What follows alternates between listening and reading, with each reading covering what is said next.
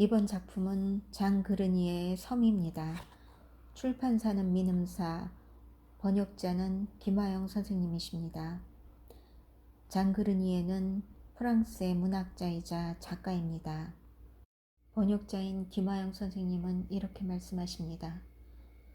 잠 못 이루는 밤이 아니더라도 목적 없이 읽고 싶은 한두 페이지를 발견하기 위하여 수많은 책들을 꺼내서 쌓기만 하는 고독한 밤을 어떤 사람들은 알 것이다. 지식을 넓히거나 지혜를 얻거나 교훈을 찾는 따위의 목적들마저 잠재워지는 고요한 시간. 우리가 막연히 읽고 싶은 글, 천천히 되풀이하여 그리고 문득 몽상에 잠기기도 하면서 다시 읽고 싶은 글 몇 페이지란 어떤 것일까? 겨울 숲속의 나무들처럼 적당한 거리에 떨어져 서서 이따금씩만 바람 소리를 떠나보내고 그러고는 다시 고요해지는 단정한 문장들. 그 문장들이 끝나면 문득 어둠이나 무, 그리고 무에서 또 하나의 겨울나무 같은 문장이 가만히 일어선다. 그런 글 속에 분명하고 단정하게 찍힌 구두점, 그 뒤에 오는 적막함, 혹은 환청, 돌연한 향기, 그리고 어둠, 혹은 무, 그 속을 천천히 거닐고 싶어하는 사람들을 위하여 나는 내가 사랑하는 이 산문집을 번역했다. 그러나 전혀 결이 다른 언어로 씌어진 말만이 아니라 그 말들이 더욱 감동적으로 만드는 침묵을 어떻게 옮기면 좋단 말인가. 장그르니의 섬에 나오는 고양이 물로 낭독해드리겠습니다. 짐승들의 세계는 침묵과 도약으로 이루어져 있다. 나는 짐승들이 가만히 엎드려 자는 모습을 바라보는 것을 좋아한다. 그때 그들은 대자연과 다시 접촉하면서 자연 속에 푸근히 몸을 맡기는 보상으로 자신들을 살찌우는 정기를 얻는 것이다. 그들의 휴식은 우리들의 노동만큼이나 골똘한 것이다. 그들의 잠은 우리들의 첫사랑만큼이나 믿음 가득한 것이다. 옛날 안타이오스 신과 대지의 신 사이에 존재했던 그 친화를 가장 심각하게 재현하는 것이 바로 그 짐승들이다. 나는 지금 거처하는 호텔에서 한밤중에 잠을 깨는 일이라곤 전혀 없다.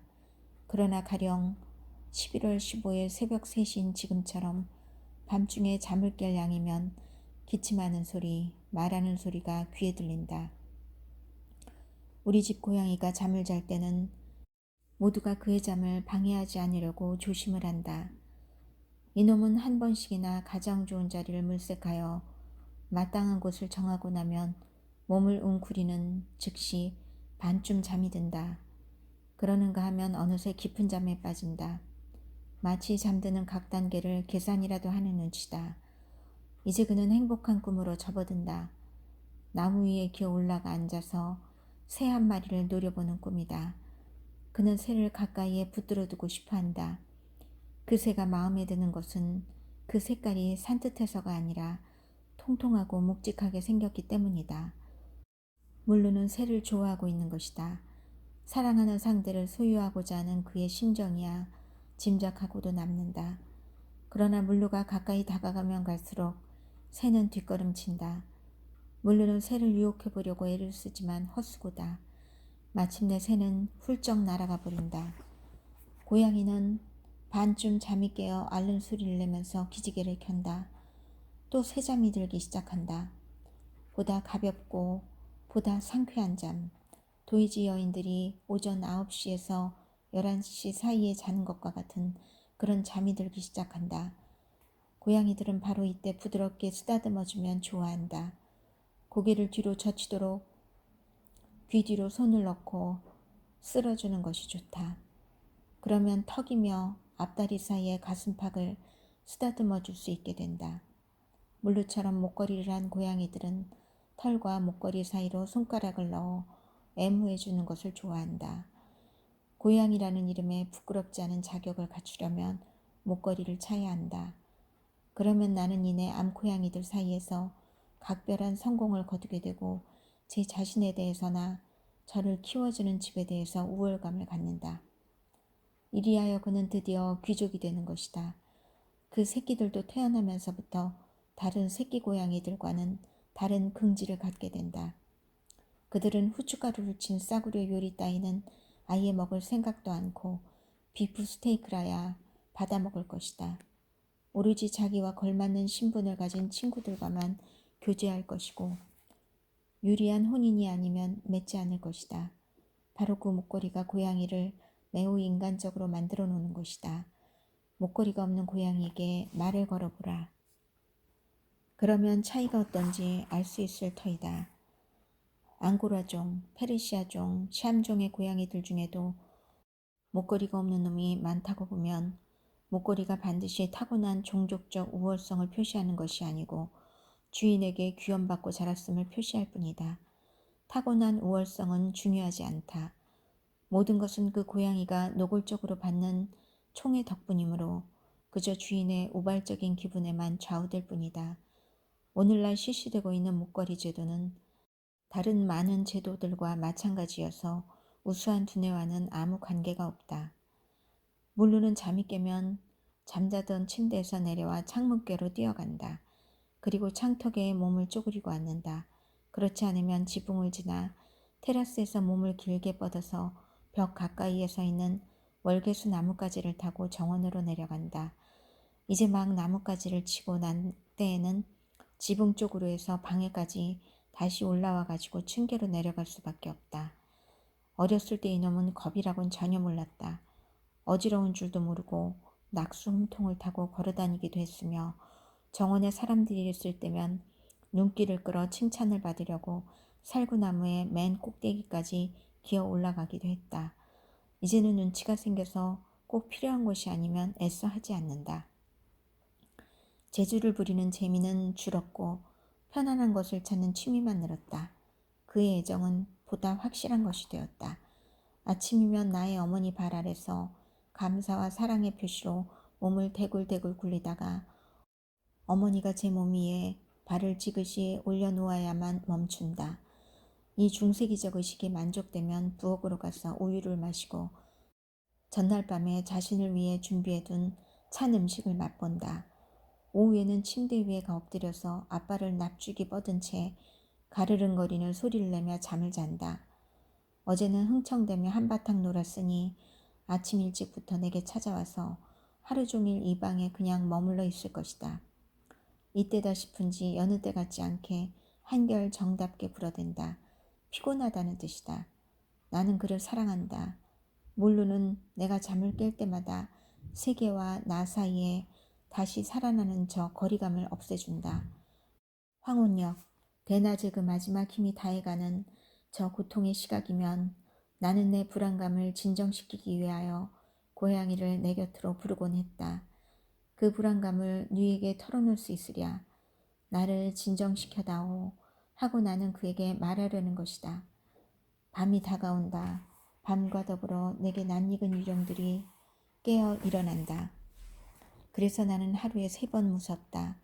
해가 저물 때, 내가 잠들려 할 때, 그리고 잠에서 깰 때, 확실하다고 굳게 믿었던 것들이 나를 저버리는 3번.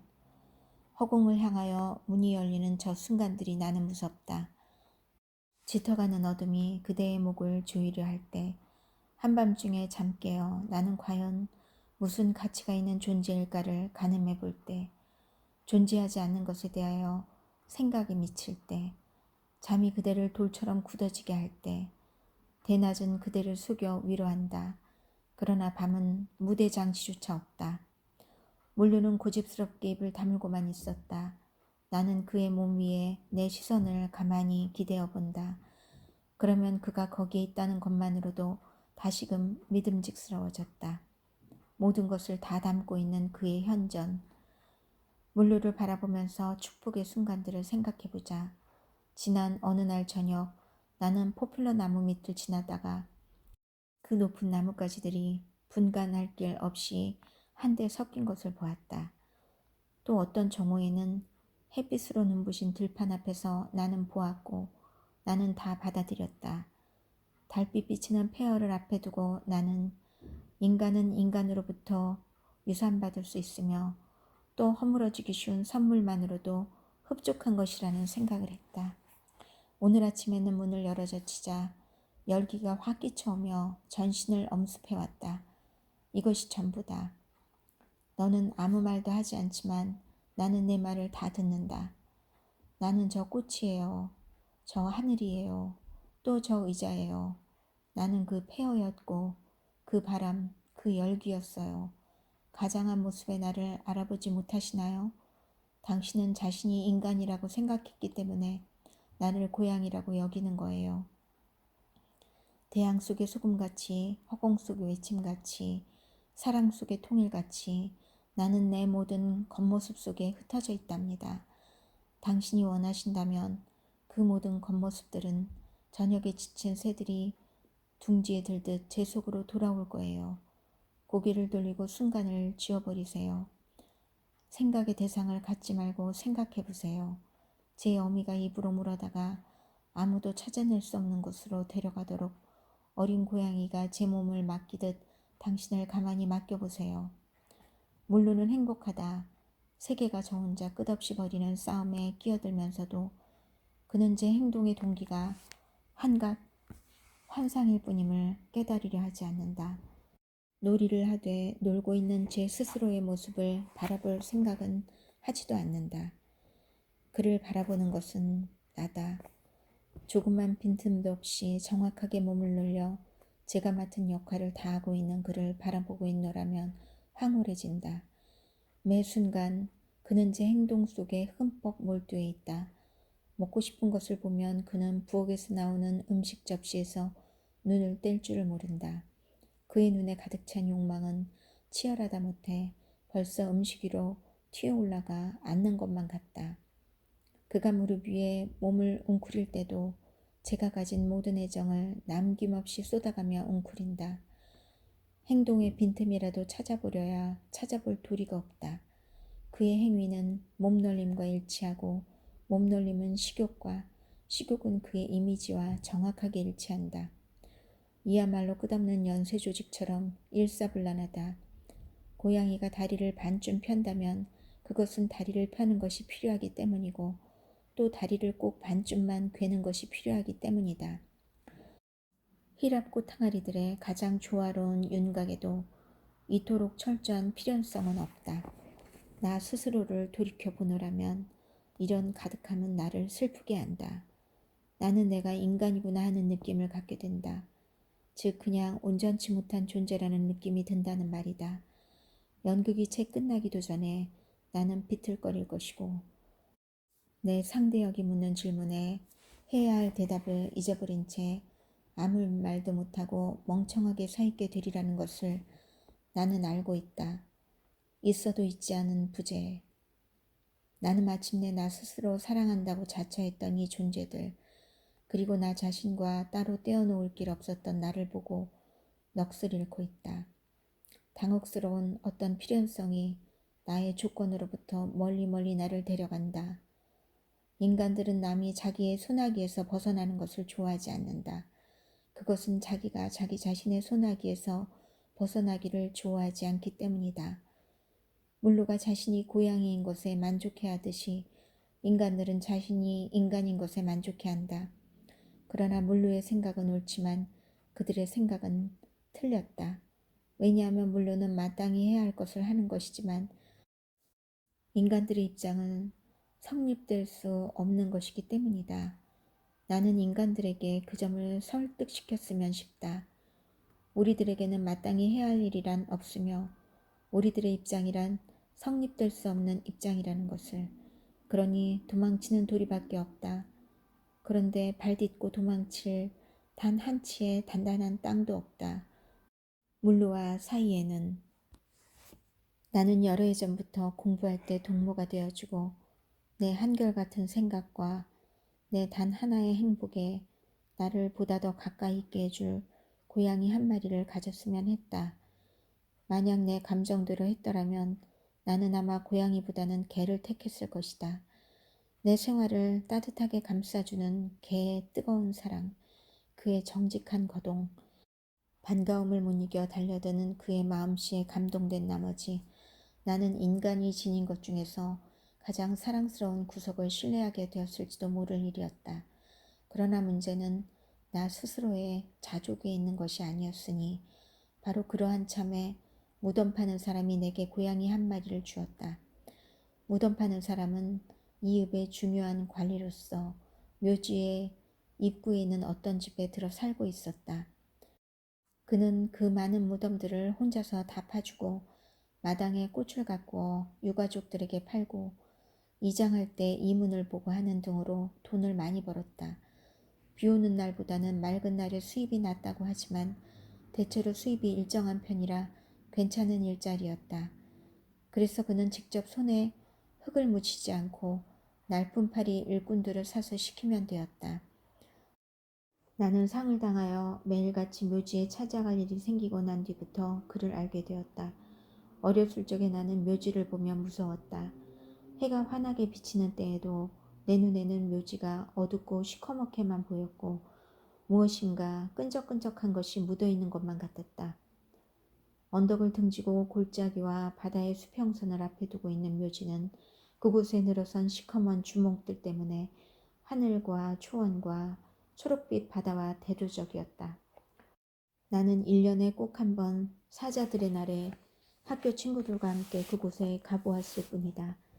그날이 되면 뼈가 앙상하고 눈이 모질게 생긴 교장 선생님은 사자들을 위한 축도를 마치고 나서 우리를 그곳으로 데리고 가는 것이었다. 밤장수들과 국화꽃 장수들이 그 어귀에 잔뜩 나와 붐비고 있었다. 비가 오고 있었다라기보다는 아주 가늘고 매우 싸늘한 안개가 엉켜서 풍경을 온통 물의 장막으로 뒤덮고 있었다. 신부님은 아베, 쿠룩스, 스페스, 모니카라고 받침돌에 새겨져 있는 커다란 화강암 십자가 앞으로 곧장 걸어갔다. 우리는 그의 주위에 둘러섰다. 그러면 신부님은 날카로운 목소리로 사자의 연도를 외쳤다. 참으로 그날은 암담했다. 희망이라곤 비문 속에 새겨진 그 단어뿐이었지만 희망이란 말마저 내 주위의 모든 전경 못지않게 끔찍한 모습이어서 금방이라도 절망에 빠져버릴 것 같았다. 아니, 절망이라는 말조차 적당하지 않았다. 왜냐하면 내 주위에 보이는 그 전경을 나는 현실이라고 믿을 수가 없었으니까 말이다. 보잘것없는 무대장치, 정신은 그 무엇을 믿을 수 있기에는 육체에서 너무나 멀리 떨어져 있었다. 금방이라도 무너질 듯한 그 무대장치가 어떤 환상을 불러일으켰던 것일까. 나는 그때 먼 옛날에 어느 저물어 가던 하울을 상기했다. 그때 나는 어떤 담장에 등을 기댄 채 한 그루의 사과나무를 가만히 응시하고 있었는데 마치 그 누군가가 얼룩을 싹 닦아 지워버렸을 때처럼 그 나무가 호련히 사라져버리는가 싶더니 어느덧 그 나무와 더불어 나도 함께 실려가서 삼켜지듯 없어져 버리는 것이었다. 그런 섬뜩한 무서움들은 내가 사랑하던 어떤 사람을 잃게 되면서 없어졌다. 여름날이면 매일같이 나는 저녁 식사를 끝내는 즉시 묘지로 찾아가곤 했다. 이 도시의 모든 공원들 중에서도 꽃이 가장 많이 핀 곳은 묘지였다. 담쟁이 덩굴들이 장식처럼 덮여있고 하얀 목책으로 둘러싸인 오솔길로 비문이 새겨진 묘석들을 따라 나는 이리저리 거닐었다. 나는 가장 단순한 무덤들을 좋아했다. 모리로 덮은 다음 그 위에 하얀 조개 껍질들로 십자가 하나를 단정하게 만들어 세워놓은 그런 무덤 말이다. 그러나 무엇보다도 내 맘에 드는 것은 각종 빛깔로 자욱이 피어서 향기를 뿜어내며 내 발걸음을 멈추게 하는 꽃들이었다. 묘지 전체가 그 향기에 젖고 정오엔 아직 별로 피곤해지지 않은 산보객들에게 성숙과 침묵 혹은 충만감에서 우러나오는 저 가벼운 도취를 느끼게 해주는 것이었다. 나는 그 평화를 즐겼다. 옛날에는 내게 그렇게도 저기에 찬 모습으로만 보였던 사자들의 땅과의 그 친밀감은 그보다 더 흐뭇하게 느껴졌다. 내가 어떤 사람을 그곳에 맡긴 이후 나는 마치 낯선 고장으로 들어가듯 묘지 안으로 들어가지는 않게 되었다. 내가 얻게 된 어린 고양이는 그 묘지 안에서 태어난 것이 분명하다. 어미 고양이는 무덤 파는 사람네 것이었다. 고통 때문에 혹은 호기심 때문에 그곳으로 찾아들게 된 사람들 사이로 그 고양이가 무덤 안을 이리저리 쫓아다니는 모습이 흔히 눈에 보이곤 했다. 회색빛 바탕에 호랑이처럼 얼룩무늬가 찍힌 평범하기 짝이 없는 암고양이였다. 도대체 나는 무슨 줄리어스 시저의 생애와 같은 예외적인 일생의 이야기를 하려는 것은 아니다. 새끼들도 어미를 꼭 닮은 모양이었다. 우리 집에 처음 왔을 때 물로는 겨우 생후 1개월이 될까 말까였다. 고양이 같다기보다는 오히려 굵은 쥐 같다고 여겨질 만큼 작았다. 활기 있고 명랑한, 사람 같으면 총명하다고 말하겠지만 그 고양이는 자신의 운명이 어떻게 될지 아직 별로 자신이 없어 하는 것 같았다. 환경의 변화가 생긴 것이 좋은 모양이었다. 도무지 제자리에 가만히 있지를 못했다. 이제 막 젖을 떼고 난 참이라 양탄자건 의자건 휘장이건 닥치는 대로 물어뜯었다. 며칠이 지나자 계단 쪽으로 관심을 돌리고 시험을 해보기 시작했지만 그에게는 아직 너무 높았다. 아빠를 간신히 계단 위에 올려놓은 데에는 성공했지만 엉덩이가 따라 올라가지를 않았다. 곧 아침마다 층계를 올라가는 습관이 생겼다. 계단을 한꺼번에 2개씩이나 뛰어올랐다. 첫 번째 층계참에 이르면 그는 누구를 부르는 듯 소리를 질렀다. 나는 선잠을 깬 채로 일어나 문을 열어주었다. 그는 벌써 문턱까지 와 있었다. 나는 이놈이 좋아라고 달려들어오겠지 하고 예상했는데 천만의 말씀이었다.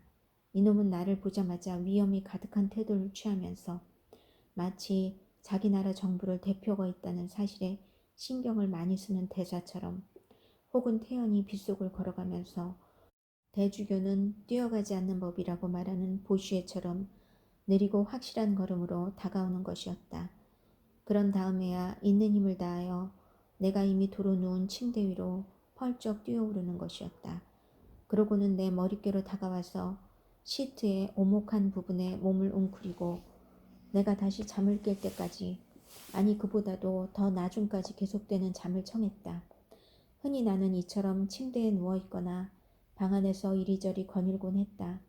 집 꼭대기에 완전히 격리되어 마치 여객선 선실처럼 조그마한 철창이 달린 이 방에 있으면 나는 꼭 무인도에 와 있는 느낌이 들었다.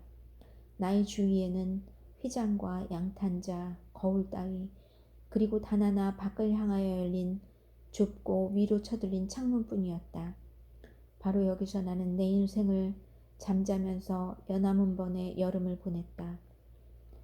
나는 엉뚱하고 비현실적인 계획 따위는 설계해 본 일이 없고 다만 실용적인 계획들을 세워보았을 뿐이다.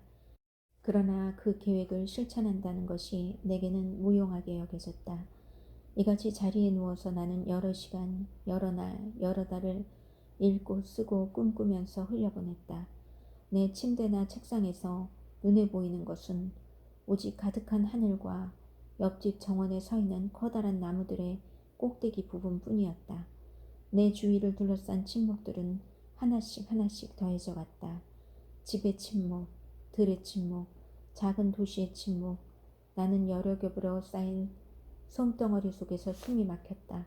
그것을 걷어내고 싶었다. 고양이는 아침나절 줄곧 내 곁에 남아 있었다. 내가 종이를 뭉쳐서 던지면 그놈은 그걸 잡아서 먼 데로 다시 던졌다. 얼마나 재미있는 시합이었던가. 나는 그가 침대 밑으로 깊숙이 기어들어가 사라졌다가 다시 나타나서 가만히 엎드려 있다가 또다시 움직이는 모습을 바라보았다. 그러다가 그는 제가 그렇게도 재미있게 열심히 하던 일이 무엇이었는지를 그만 깜빡 잊어버리고는 내가 책을 읽고 있는 책상 위로 뛰어오르는 것이었다. 재미있어 죽겠다는 듯 내가 넘기려는 책장을 발로 가로막고 장난을 걸었다. 또 어떤 때는 책 위에 들어눕겠다고 떼를 썼다. 그 여름철 아침마다 내가 즐겼던 독서에는 날 이렇게 동반해준 그 고양이의 채취가 기다렸다. 나는 오로지 천일야와 밖에 다른 책은 열어보지도 않았다. 나는 아침에 외출을 하는 일이 없었다. 아침에 밖에 나간 날은 하루 종일 기분이 좋지 않았다. 나는 물로가 어렸을 적에 그에게서 이런 규칙을 배워 익혔다. 그는 어떤 일이 있어도 밖에 나가지를 않았던 것이다. 다만 그는 이처럼 내가 읽고 있는 책의 내용을 명상하는 듯한 모습으로 엎드려 있다가도 11시만 되면 벌써 안달이 나서 못 견디겠다는 눈치를 보였다. 나는 그가 아래층으로 내려갈 수 있도록 문을 열어주었다. 나는 점심 식사가 아직 다 준비되지 않았다는 것을 아는지라 서두르지 않았다. 도대체 내게 시간은 얼마든지 있는 것이었다. 내가 세상에 태어나기 이전에 있었던 시간 못지않게 내가 죽은 이후에도 있을 그 막대한 시간 말이다. 햇빛이 잘 쪼여주는 이 가득한 시간들이 내게 기대할 것도 잃어버릴 것도 없음을 가르쳐주는 것이었다. 그러는 동안 아래층에서는 어머니가 너무나 소란스럽게 구는 물루를 꾸짖으면서 지나치게 먹는 것만 밝힌다고 말하는 목소리가 들렸다. 어머니 생각으로는 두 끼니 식사 때 사이에 또 뭘 먹겠다고 하는 것을 용서할 수 없는 잘못이라는 것이었다. 그래서 물루는 안달이 나서 견딜 수 없을 지경이었지만 점심때까지 참고 기다릴 수밖에 없었다. 오직 축제날에만 식당에 들어가는 것이 허락될 뿐이므로 물루는 우리가 식사하는 동안 하녀와 함께 얌전히 부엌에 남아 있었다. 그러나 물루가 옆에 없을 때 우리는 그의 이야기를 했고 그를 서로 주고받는 대화 속에 하마터면 나오기 쉬운 언짢은 내용을 슬쩍 피하는 구실로 삼기로 했다. 어렸을 적에 짐승들과 가까이 지내며 자란 사람에게는 커서 또다시 그들과 함께 지낼 수 있다는 것이 커다란 기쁨이다. 물루가 종려수 그늘에 누워서 낮잠을 자고 있는 모습을 지켜보면서 나는 그 생각을 했다. 그러나 우리가 옛날에 키웠던 고양이들을 생각하니 또 다른 고양이를 갖고 싶다는 마음이 선뜻 내키지 않았다. 우리가 키웠던 고양이들은 예외 없이 좋지 않게 끝났기 때문이었다. 어릴 적에는 이놈들은 정원에서만 놀고 밖으로 나가지 않았다. 그러나 나이가 들자 점점 대담해져서 잔치와 쾌락의 생활에 빠져버리는 것이었다. 저녁이 되어도 돌아올 줄을 몰랐다. 어떨 때는 심지어 이틀이나 연거푸 외박을 했다. 안개 속에다 대고 아무리 이름을 불러보아야 소용이 없었다. 방탕과 피곤이 극도에 달해서야 비로소 돌아올 생각을 하니 말이다. 어린 시절의 나는 그들 때문에 얼마나 많은 불안의 밤을 보냈던가. 마침내 어느 날 끝장이 나고 말았다. 이제는 어디를 가서 물어보아도 그들의 소식은 알 길이 없었다. 고양이들이 꽃밭을 망쳐놓은 것을 보다 못해 화가 난 어느 이웃 사람이 죽여버린 것일까? 아니면 어느 암고양이네 집에서 잠자리와 먹을 것을 얻게 되어 아주 눌러앉아버린 것일까? 삶을 살아가노라면 만사가 신비로운 수수께끼이다. 이렇게 종적을 감춘 고양이는 떠난 뒤 다시 돌아오지 않는 배를 연상시킨다. 우리들이 배의 난파 쪽에 더 그럴싸한 시적 후광을 곁들여 상상하게 되는 까닭은 그것이 인간에게 생기는 일이기 때문이다. 그러나 물로가 자고 있는 모습을 바라보면서 나는 범우주적으로 삶에다가 그네들의 향기를 깃들이게 하는 저 유랑하는 고양이들의 종족을 생각하곤 했다. 그들의 삶은 다른 동물들의 삶과 정반대되는 것이다. 다른 동물들이 잠들 때 그들은 잠깨어 일어난다. 밤이면 정원이 밀림으로 둔갑하고 지붕에는 중세시대 수도회의 고행 회원들 같이 검고 희고 잿빛 나는 유령들이 우글거린다. 일체의 노동이란 노예 생활이라고 여기는 존재들이 거기서 인간이라면 오로지 가장 부유한 이들만이 누릴 수 있을 화려한 사랑놀이를 벌이고 있는 것이다.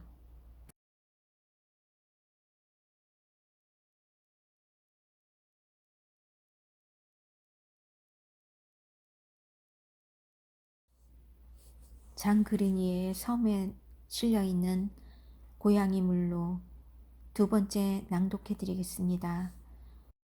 저희 방송을 위해 구독과 좋아요를 눌러주시면 감사하겠습니다. 낭독 시작하겠습니다. 우리가 어떤 존재들을 사랑하게 될 때면 그에 대해서 하고 싶은 말이 너무 많아지게 마련이어서 그런 것은 사실 우리들 자신에게 밖에는 별 흥미거리가 되지 못한다는 사실을 적절한 순간에 늘 상기하지 않으면 안 된다. 오직 보편적인 생각들만이 사람들에게 호소력을 가진다. 왜냐하면 그런 생각들이라야 이른바 그들의 지성에 호소할 수 있기 때문이다. 사실 사람들이 깊이 생각하게 하는 것이나 슬프게 하는 것 쪽을 더 중시하는 까닭도 따지고 보면 마찬가지 이유이다. 그 사람은 늘 가장을 하고 연기하는가요? 어떤 사람은 찰리 채플린에 관하여 이런 질문을 했다. 그러나 가장을 하고 연기하는 쪽은 채플린이나 돈키호테가 아니라 다른 사람들이다. 도대체 어떻게 고양이 따위에 흥미를 느낄 수 있을까? 문제 속에서 살고 정치, 종교 혹은 그 밖의 사상을 가진 사유하고 추론하는 인간에게 그런 따위의 주제가 합당하기나 한가 하고 생각하는 사람도 있다.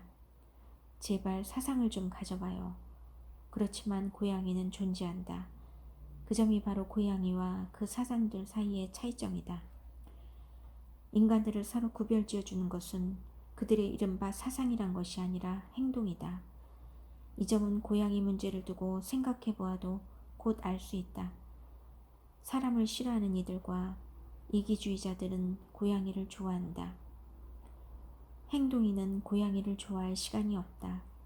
남쪽 지방 사람들은 밀가루 음식과 찌꺼기를 고양이에게 먹인다. 불쌍한 고양이들은 좀 더 먹음직한 음식을 기대하면서 어물쩍거리며 기다려보지만 도무지 구경도 할 수 없는지라 주는 대로 먹을 도리밖에 없다. 그들은 푸른 하늘과 햇빛으로 그 벌충을 한다.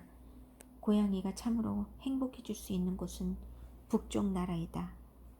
헤이그시의 거리거리를 누비고 다니면서 앓는 고양이들을 실어다가 병원에 데려가곤 하던 그 칸막이 합승 트럭을 생각하면 지금도 내 마음이 따뜻해진다. 질병과 사고로부터 안전이 보장되고 하루 종일 따뜻한 방 안에 들어앉아서 운하를 따라 나룻배를 저어가는 뱃사람들의 동작을, 그대 영혼의 움직임과 잘도 조화되는 그 동작을 물끄러미 바라보고 지낼 수 있는 고양이들은 행복하여라.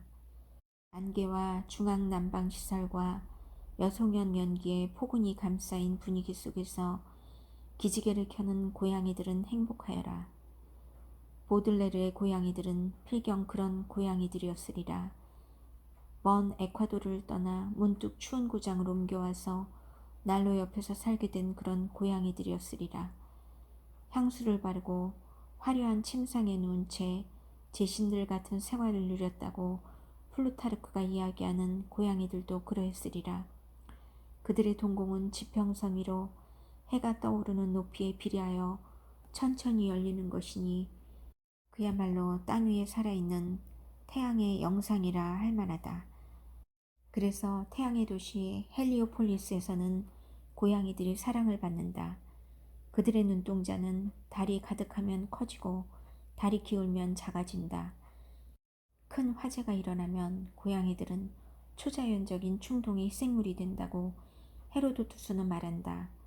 고양이들은 불구경을 하느라고 빽빽이 둘러싼 사람들의 틈을 비집고 기어들어가거나 사람들의 머리 위로 뛰어올라 불길 속으로 몸을 던진다는 것이다.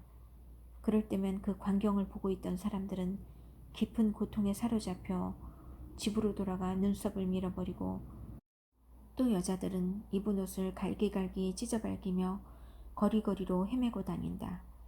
고양이들에 관한 이야기는 수없이 많다. 나는 그 이야기들을 한데 모아보려는 생각을 한 적이 있다. 나는 이미 잔다종, 만행, 아벨다시 등의 책자들을 읽었다. 또 나는 몽클리프의 비길 데 없이 감미로운 저서 고양이도 읽었다. 나는 앙리 3세가 고양이라는 말만 들어도 경련을 일으켰다는 것과 레니는 옛날에 사람들과 이야기를 나누는 동안 고양이를 쓰다듬으면서 그 접촉을 통하여 새로운 힘을 얻곤 했다는 사실을 알게 되었다. 이처럼 부질없는 문제에 대하여 박학해진다는 것은 마음에 든다. 인간의 삶이란 한갓 광기요. 세계는 알맹이가 없는 한갓 수증기라고 여겨질 때 경박한 주제에 대하여 진지하게 연구하는 것만큼이나 내 마음에 드는 일은 없다. 그것은 살아가는데 죽지 않고 목숨을 부지하는 데 도움이 된다. 하루하루 잊지 않고 찾아오는 날들을 견디어내려면 무엇이라도 좋으니 단 한 가지의 대상을 정하여 그것에 여러 시간씩 골똘하게 매달리는 것보다 더 나은 일은 없다. 르낭은 아침마다 히브리어 사전을 열심히 읽곤 함으로써 삶의 위안을 얻었다. 나는 연구라는 것에 그 이외에 다른 흥미가 있다고는 생각지 않는다. 우리가 배우게 되는 것은 무엇이나 다 보잘것없는 것들이다. 그러나 우리들로 하여금 최후를 기다리는 동안 인내하는 놀이를 배운다는 것은 타기할 성질의 것이 아니다. 사실 어떤 절대에 도달하기 위해서는 자기 자신으로부터 그리고 일체의 인간적인 것으로부터 벗어날 필요가 있다고 할 때 그러기 위한 모범으로서 한 마리의 동물보다 더 나은 것이 어디 또 있겠는가.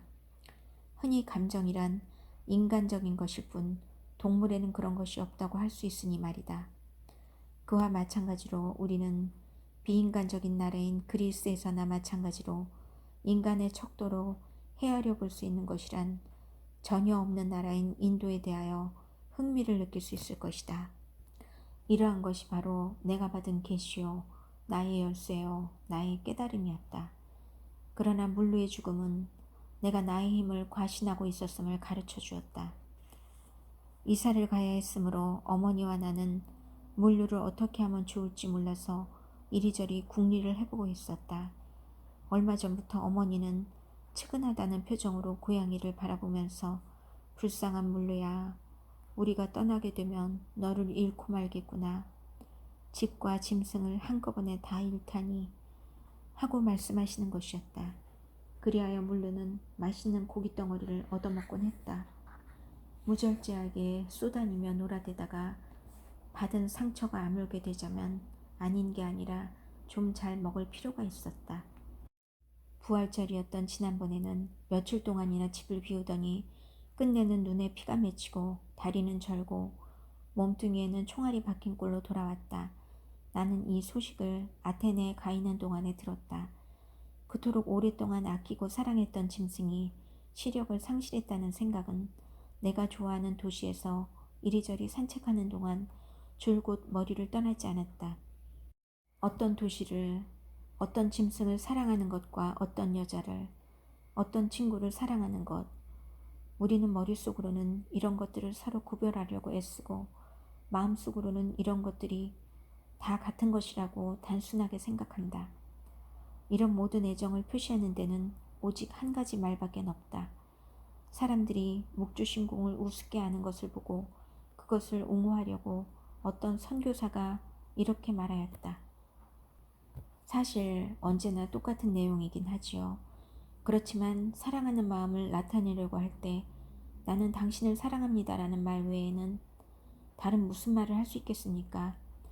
사랑은 마음속에서 모든 순간들과 모든 존재들을 하나로 합쳐주는 것입니다.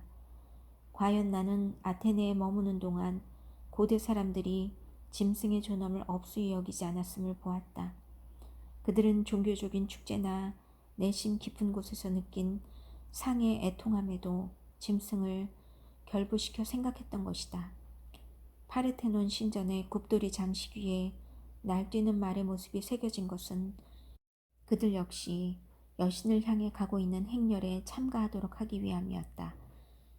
그들은 또 묘석의 조각 속에 고인이 사랑하던 개의 모습을 새겨넣는 것을 잊지 않았다. 이 짐승들은 사람의 일상생활에 한데 어울리고 사람의 기쁨과 슬픔을 함께 나눈다. 프랑스의 어느 위대한 작가는 아테네에 도착하자 곧 어떤 어린아이가 사고로 죽는 광경을 보게 되었는데 그 때문에 아크로폴리스에 대한 경탄이 반감되고 말았다고 말한 일이 있다. 이야말로 이상한 생각이 아닌가. 오히려 그곳이야말로 세상에서 가장 참다운 공감이 경험되는 곳이요.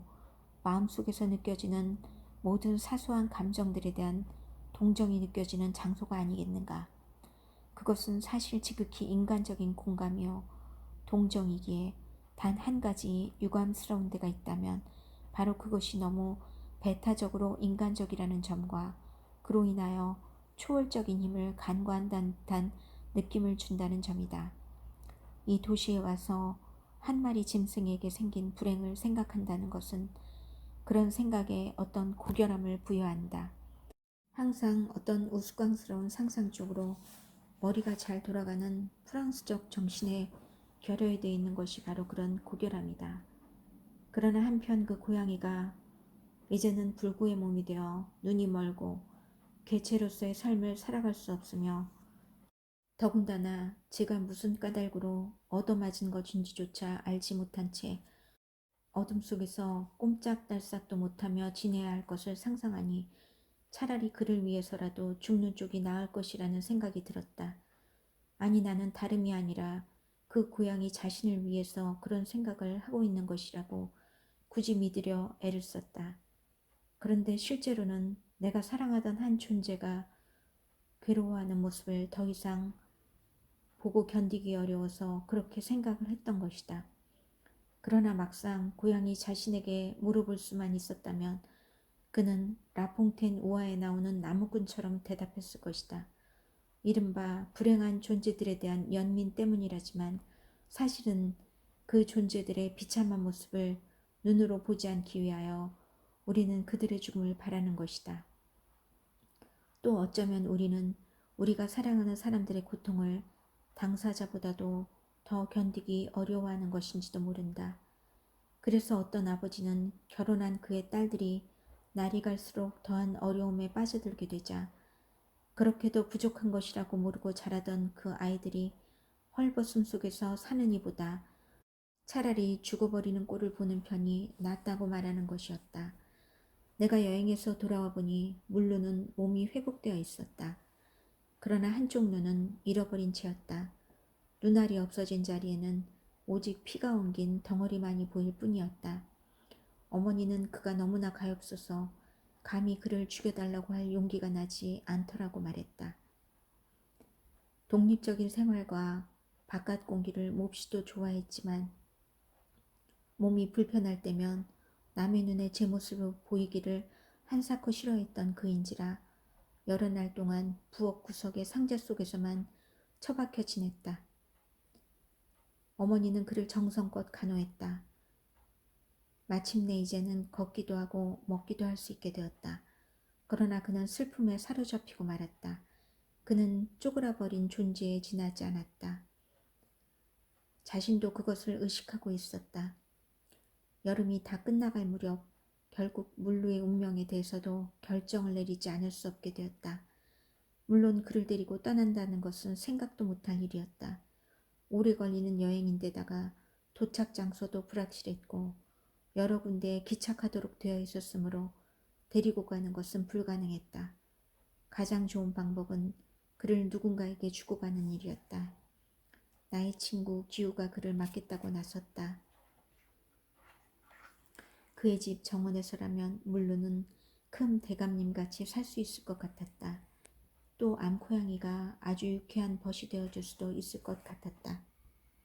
그러나 그 집게 토토는 원기가 어찌나 왕성한지 짐승이고 사람이고 가릴 것 없이 모든 방문객에게 다짜고짜 달려들어 놓고 보는 판이었다. 게다가 기우 역시 멀지 않아 그 도시를 떠나게 되어 있었다. 그 밖에 줄 데라곤 이웃 사람들 뿐이었다. 우리 왼쪽 집 이웃의 늙은 노인이었는데 물루가 몇 번씩이나 그의 침대에 올라가 눕기도 하고 그 집 병아리들을 물어 죽인 일이 있었는데도 고양이를 귀여워해 주었다. 그렇지만 그 노인은 매년 여름을 시골로 내려가서 보내곤 하니 그동안 물루는 어떻게 될 것인가. 다른 쪽 이웃은 관리였는데 과연 정년 퇴직 때까지 부르탄 위에 남아 살게 있게 될지 확실치가 않았다. 카르카손에서 태어난 사람이라 그는 당연히 자기 고향이 세상에서 가장 아름다운 도시라고 생각하고 있었다. 그런 남프랑스 사람에게 집안에만 틀어박혀 사는 짐승을 맡길 수는 없는 노릇이었다. 고양이는 여행을 좋아하지 않는다. 그는 다만 자유를 좋아할 뿐이다. 그는 이리저리 헤매고 다니지만 항상 정해진 집으로 되돌아온다. 흔히들 고양이는 사람보다 집을 더 좋아한다고 한다. 그러나 사람의 마음은 그것을 믿으려 하지 않는다. 하여간 그를 아무에게나 맡길 수는 없는 노릇이었다. 또 어떤 사람들은 고양이와 같이 지내는데 습관이 되어 있지 않았다. 이때 습관이란 말은 사랑이란 말과 동의어이다. 그런데 나는 물루와 오랫동안 같이 살아온 것이었다.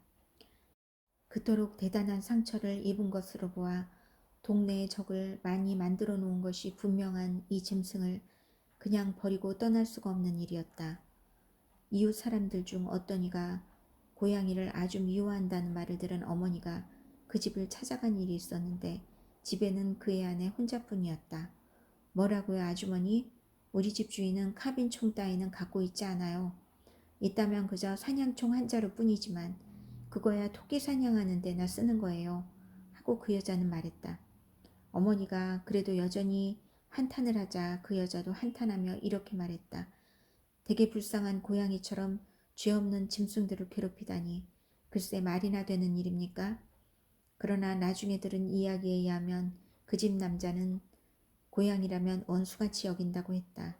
그는 개들을 흥분시켜 고양이들에게 덤벼들게 만들어 놓고 잔인한 쾌감을 맛보는 것이었다. 안 될 일이었다. 물류를 남에게 맡기고 간다는 것은 못할 짓이었다. 동네 안에 그를 미워하는 적이 있다면 결국 그가 끊임없이 죽음의 위협을 받고 있다는 것을 의미했다. 결국 그를 희생시키는 도리밖에 없었다. 다만 고통을 최소한으로 줄이는 방법을 찾아내지 않으면 안 되었다. 수의사인 세르벨 씨가 한 마리에 12프랑을 받고 개나 고양이를 죽여준다는 소문이 있었다. 출발 전날이 되어서야 비로소 나는 마음을 정했다. 세르벨 씨는 집에 없었는데 점심 식사 때에나 돌아온다고 했다. 나는 그냥 집으로 돌아왔다. 어머니는 가까운 곳에서 놀고 있는 고양이를 불러서 맛있는 음식을 잔뜩 먹였다. 그로서는 참으로 오랜만에 먹어본 최고의 요리였다. 사형수에게도 이런 대접을 한다. 일을 빨리 해치우기 위하여 우리는 고양이를 부엌에 가두고 그의 몸 크기에 맞는 바구니를 하나 골라놓았다. 그러고 나는 마지막 순간에 저항할 틈도 주지 않고 고양이를 바구니 속에 틀어박아 넣고는 수의사 집으로 출발했다. 날씨는 맑았다. 나는 공원 한가운데를 가로질러 건넜는데 그곳에는 일이 시작되는 시간을 기다리는 점원들이며 노동자들이 마로니에와 보리수근을 아래로 가득 모여들기 시작하고 있었다. 발걸음을 떼어놓을 때마다 꿈틀거리는 고양이 때문에 균형이 이리저리로 쏠리는 바구니 속에서는 가느다란 울음소리가 흘러나왔다. 그러나 그 소리도 이내 그쳐버렸다. 도대체 인간은 무슨 특권을 가졌기에 짐승들의 생명을 마음대로 할 수 있단 말인가 하는 생각이 마음속에 떠올랐다. 그러나 수의사는 그런 의문 따위에 아랑곳하지 않았다. 정원에서 아내와 커피를 마시고 있던 그는 곧 자리에서 일어나 사무실에서 나를 맞았다. 그 역시 참 예쁜 고양이였네요 라고 말하면서 고양이의 목 부분에 가죽을 잡아들었다. 물루가 어찌나 야단스럽게 몸부림을 쳐댔는지 시골 생활, 정원과 닭장, 프랑스 수의사의 영감 등의 책들이 그만 뒤집어 엎어졌다. 우리는 그를 강제로 자루 속에 집어넣었다. 이 짐승은 호랑이하고 닮은 데가 있어서 자루 속에 넣은 다음 천을 거쳐서 주사침을 찌르는 도리밖에 없거든요. 하고 수의사가 말했기 때문이다. 그는 고양이를 자루 밑바닥 쪽으로 밀어넣고는 물루가 꼼짝도 할 수 없도록 자루를 끈으로 묶었다. 도대체 고양이는 너무나 겁에 질려 있어서 어둠 속에 갇힌 채 몸을 움직일 생각도 할 수 없는 형편이었다. 수의사는 자루를 창고 안으로 가지고 들어갔다. 그동안 나는 대기실에서 벽시계, 옷솔, 우산, 거실의 문 위에 달린 사슴의 뿔 따위를 물끄러미 바라보고 있었다. 그리고 이제 다 되었습니다 하는 소리를 들었다. 세르벨 씨는 고양이를 가지고 와서 제가 뒤처리를 해드릴까요? 하고 내게 물었다. 나는 거절했다. 나는 그를 바구니에 담아서 도로 가져가겠으니 그냥 계산서를 달라고 부탁했다. 내가 바구니를 팔에 걸고 다시 그곳을 떠날 때 수의사의 아내는 커피를 다 마셔가고 있는 중이었다. 공원에는 벌써 어린애 보는 하녀들과 늙은이들이 가득했다. 바구니는 들고 가기에 무거웠다. 어머니는 매우 울적한 마음으로 나를 기다리고 있었다. 나는 시체를 꺼냈다. 두 눈은 흐릿하고 털은 몸에 착 달라붙어 있었다. 두 다리는 축 늘어져 있었다. 물루가 놀라울 정도로 고분고분 내게 몸을 맡기고 있다는 생각이 들었다. 그는 우리들에게 지극히 드물게 작용되는 범우주적인 사랑의 법칙에 복종하고 있는 것이었다. 그의 존재를 사로잡아 그의 겉모습을 다듬고 형상을 굳혀놓았던 그 법칙 말이다. 전에 그는 태양이 뜨겁고 밤이 싸늘하다고 느낄 수 있었다. 그런데 이제 그는 이 세상 어디에서나 화해한다. 모든 곳에서 그는 영접받고 축복받을 것이다. 저를 맞아들이는 장소의 형태와 결합하여 차츰차츰 그 형태와 분간할 수 없도록 하나가 되어버릴 것이다. 완강한 저항이 철저한 복종으로 변했다가 어떤 새로운 생존 속에서 다시 반항으로 소생할 것이니 이 소용돌이와 평화의 교차가 우주적인 삶을 구성한다. 이제 그를 묻어주어야 할 차례였다. 아마도 수의사가 뒤처리를 해주겠다고 한 것은 오로지 그 가죽을 팔기 위해서였겠지만 최근의 시가로 집고양이의 가죽은 불과 3프랑밖에 되지 않았다. 어머니는 그를 나무 상자 속에 담아 묻을 생각인 듯 했다. 그러나 내가 이미 물루를 갈레리 라파에트 백화점의 종이 상자에 담아 눕혀놓은 뒤였다.